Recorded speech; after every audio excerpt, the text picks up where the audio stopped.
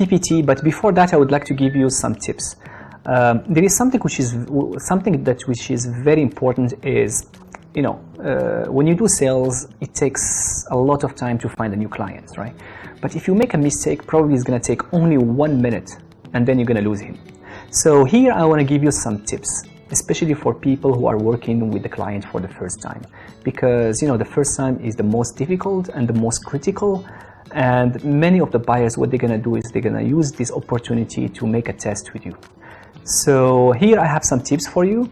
Once again, the first time business is the most critical. Sometimes you have to sit down and you communicate with the client and explain them that the first time may take a little bit time because he doesn't know you, you don't know him, so you want to make sure that there will be no mistake. So before proceeding for any step, it's very important to double check and confirm. Otherwise, you will be into trouble. So probably you're gonna double check again about the price. Make sure that the price agree are okay for both parties.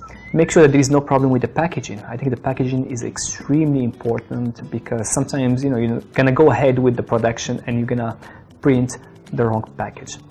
Make sure that the clients wants samples. I don't know if is it PP samples or final production sample. The other thing is look at the cartons marks, right? Ask the client what does he want to be put on the marks. The label, very important to communicate about the shipping time, okay? Always give him an update. Don't leave everything at the end.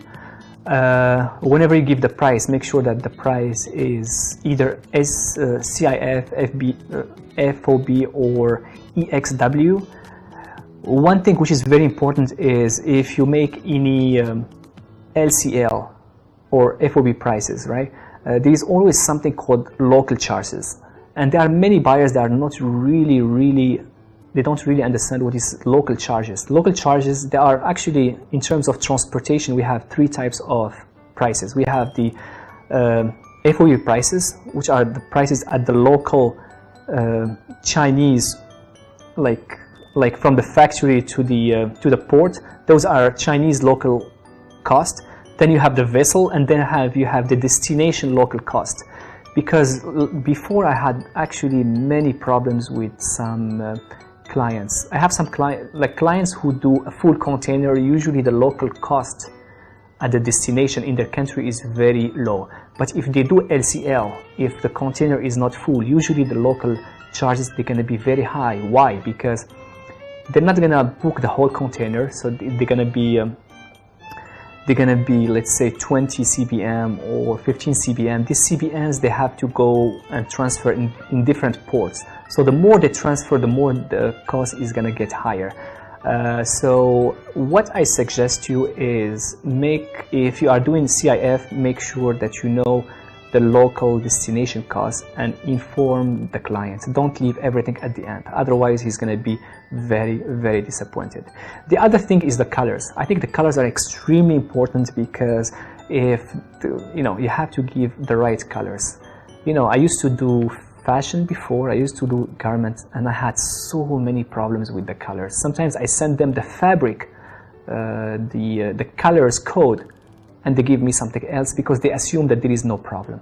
I think it's very, very important to give the client exactly what they need. And of course you have the quality, because it's going to be the first orders. I mean, if the quality is very bad, that's it. As I said, it takes forever to find the clients, but it takes probably 1 second to lose him. Again, if any problem, just communicate with the clients. I see a lot of suppliers leaving everything at the end, right? I think they're really afraid to tell the clients, but the problem is getting bigger and bigger. So I think it's better for you to communicate. If there is any shipping problems, if there is any problem with the production, let them know. I think most of the clients, they will appreciate. So be honest, okay? And that's basically how you are able to give trust to the clients. The other thing for the first client tips is, I think it's very important to be actually a brand, because if the client can go to the internet and type your name and be able to find you, it's going to give them an assurance that actually you are a real company, you are not a fake one. So make sure that you have a presence in the B2B platform. If not, at least make sure that people can find you when they type your name on Google. Whenever they open your information, make sure that the English is good, the grammar, the design is very, very important. Again, when I see that you have to be a very good brand, even your way of communication. I mean, I always say that you have to be different from the others. If everybody is the same, there is no real value for you. You are just another Chinese supplier. So try to improve yourself, try to work on your English.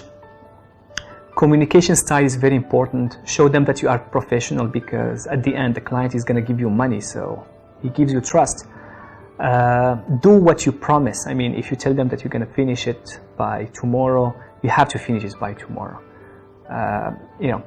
Again, the first time when you work with any client, it takes a little bit time, so make sure that you ask the right questions. Don't not only focus on product and the price. Try to take a little bit time to know what does the client needs exactly, what is his business model, who are his clients, what is the situation of his market, and based on that you will be able to always come up with good solution. The other thing is we always have to remember the past communications. That's why the problem in China, small and medium companies, is they don't have CRM. Customer relationship management is a software where basically you have to put all the contact and information and the communication that you had with this client. So at least you remember what's happening in the past about your discussion and all those things. So it's very important to remember those communication, because the more you know about him, the more you will be able to give him the best service. The other thing that I always say, that you always have to take the time to listen. You cannot always keep talking about yourself, saying the same music, we are Guangzhou export, blah, blah, blah, blah, blah, Try to ask some questions, better to ask open question. Open question, it means a question where you're going to let him talk more, not only say yes or no. The more you listen, the more you learn about him. The more you learn about him, the more you know him, and the more you will be able to come up with the right solution. So this is basically, it's something that I will be discussing in another class, which is called How to Sell. Here I have something that also I want to add, is some mistakes that some clients or some suppliers are doing. Okay, I have been doing sourcing for around more than 80 years, I think, and through my experience I see a lot of mistakes that suppliers are making. The first one, that those mistakes are made and it makes them look very unprofessional.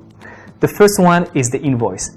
Sometimes, when you send me your information, there is a company's name, and when you send me your invoice, there is another company's name. So basically, this is something that you really can create a lot of confusion if you are not able to explain it. So I understand that sometimes your factory's name is A and your trading company is B and your Hong Kong company is C. So before making the invoice or before sending the message, better to let know the clients the situation. Otherwise, he will think that you want to cheat on him, or you want him to, send you the money in another business. The other thing that I usually do is I go to this website here. There is one website here. Just give me 1 second. I'm going to show you. Yeah, I go to this website here, and basically with 200, 300 USD, I will be able to actually check the company's information based on the name. I will be able to have financial information and so on. Number two, I see that a lot of salesperson, they are using their personal email instead of their business email. And this is, I think, is very unprofessional for some Westerners. I see a lot of people are using 13qq.com and 163.com. I think it's really very unprofessional. And for foreigners, maybe it's going to give them the feeling that you are just working from home, or you are just an agent or something like this. So if you have a website, make sure that you have a business email. Sometimes I also look at, number three is I look at the contract, right? Sometimes they send you the contract, but the contract are not done in a legal way. It's just a signature, and the signature is made by the manager. Actually, a legal contract, it has to have the CHOP of the company. So make sure that you are using the CHOP not a personal signature. Number 4, the other mistakes that some suppliers is they always give the price very fast. And before giving the, my advice is before giving any quotations, get as many information as possible, about the packaging, about delivery, and so on. So that's how you will be able to come up with a very good price. Make sure you understand your product costs, right? Packaging and FOB costs, because the problem is when you go to a trading show, the client is going to come, is going to ask you, give me the price for this, right? So if you are able to understand your product cost, you will be able to come up with an estimation. The problem with some suppliers is the price is always changing, and that really makes the client looks very unprofessional. Number 5, I see a lot of suppliers always saying if that there is no problem, and actually there are a lot of problems, and after that the problems become even bigger. So if there's any problem, you have to inform the client immediately, right? If there is any production delay, quality problem, because if you leave everything at the end, I think you're really going to lose your client. Number 6, which is the last one, and this is something that I really have a big problem in China, is many people, you ask them to give you A, B, C, D, they're going to give you A, B, C, F. The reason is, if you look at this circle here, if I ask the suppliers to give me this product here, probably they're going to look at the circle here and give me something which is very similar. I think it's very important not to assume, right? It happens to me many times. Like sometimes the clients, sometimes the suppliers, they tell me that they're gonna finish on the 18. But for the client, 18 it means 20, 25, right? It's very important to not to do like this. If you are saying the 18, it has to be on the 18 or before. The other problem is the color.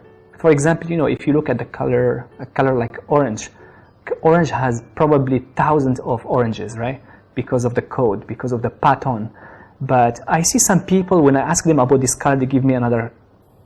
When I ask them about this yellow, they give me another yellow color. And actually this one, it's not, because the problem is people don't assume, they never ask. They said, oh, this yellow looks like this yellow, but actually it's not the same.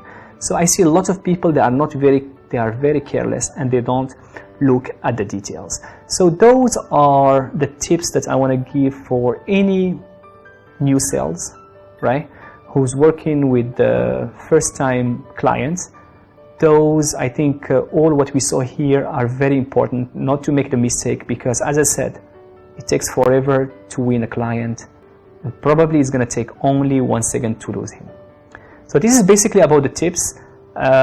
Today's PPT is basically based on my experience. I wanted to experience as much as I can. This is based on my professional experience in terms of sourcing. I think it's very important to understand the buying cycle, right? It's very important to understand what are the steps that every buyer is going through. And if you are able to understand this and come up with the right solution, trust me, you're gonna have your client for life. So this is basically about this PPT, and I hope to see you in the next classes, and I would like to thank you for being here. So I will see you next time. Thank you very much.